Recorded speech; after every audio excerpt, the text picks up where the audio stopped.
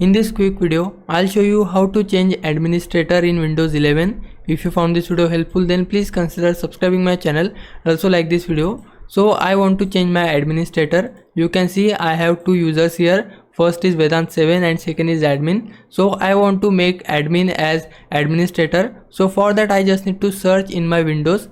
I can search here control panel.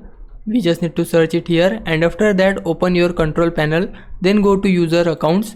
We can go there and then click on change account type.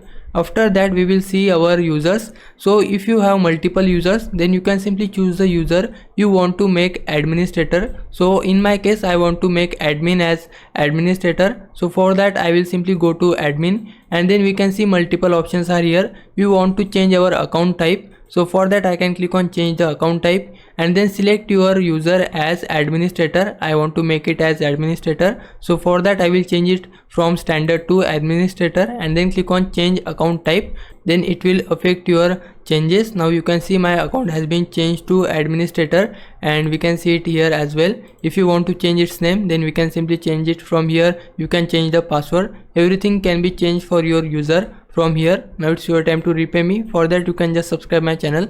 I would really appreciate it. For now, thanks for watching. Bye bye.